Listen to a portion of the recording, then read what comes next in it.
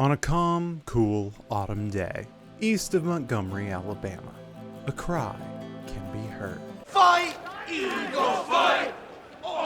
Wait. Nope, that's not right. Oh, yeah.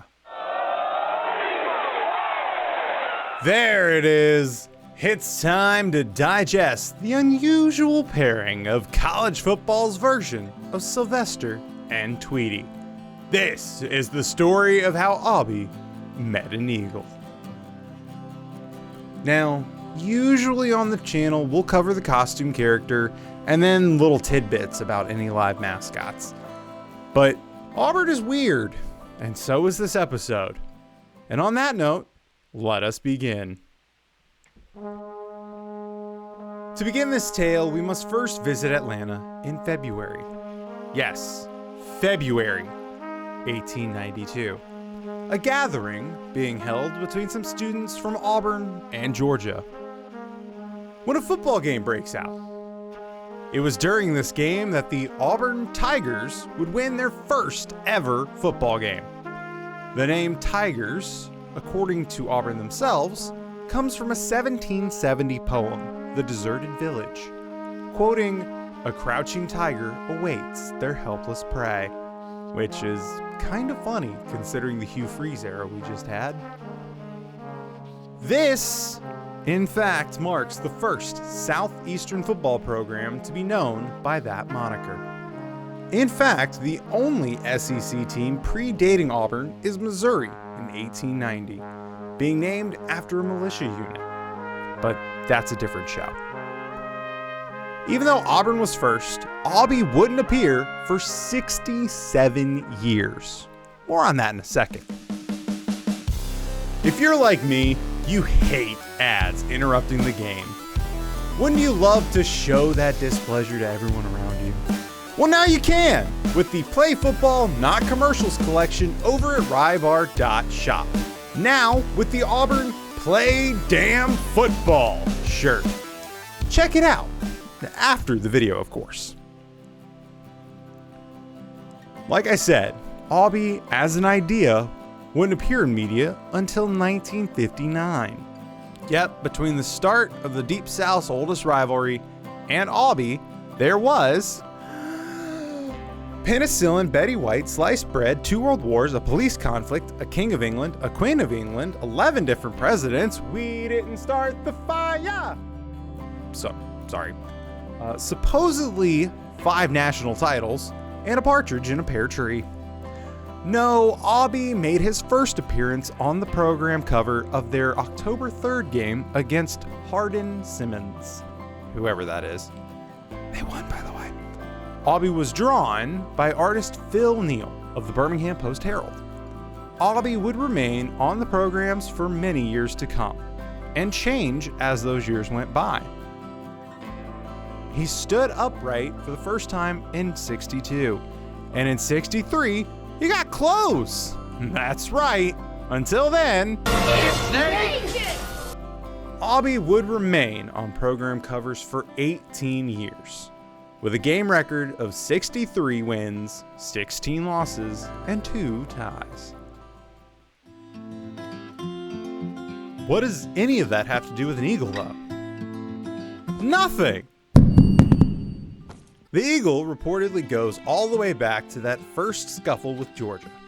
According to legend, a Civil War veteran and his trusty sidekick of 30 years were in attendance, when suddenly the Eagle broke free and circled the field. Or the guy got hit in the head with the ball and toddy-taw putty-tat. After which, Auburn would drive down the field and score to win the game. The Eagle would crash and die tragically.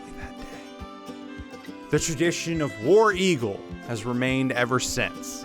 Now, according to Auburn, this is just a myth, and they can't back it up. They don't really remember why the chant started. The recorded tradition of a golden eagle at Auburn begins in 1930, when an injured bird was cared for by students at the school and brought to a game against South Carolina. Auburn would win its first SEC conference game in 4 years. This bird was named War Eagle too. The first one was the Civil War bird. From 1960 to the present, there have been 5 other eagles in the care of Auburn's Raptor program. Their names were Tiger, I can't make this up, Tiger, Nova, and finally, Aurea. Well, there is no question how Auburn's famed mascot made his way from the pages of the programs onto the sideline. And no, his name isn't Tiger. The first Aubie costume was contracted for in 1979. Designed off the program drawings, he was created by Brooks Van Horn Costumes out of New York City. Known for creating costumes for Walt Disney, the Oregon guy, another great video. They designed and created the costume for $1,350, $6,039 in today's money. The costume would debut at the SEC basketball tournament on, get this, February 28th of that year. They won the game. Aubie is made of a polyfoam head with see-through eyes. His suit is a synthetic fabric tiger body with paws for feet and hands. He is often wearing some form of other costume, but most often just wears an Auburn jersey and no pants. I'm sure his costume antics will come up shortly.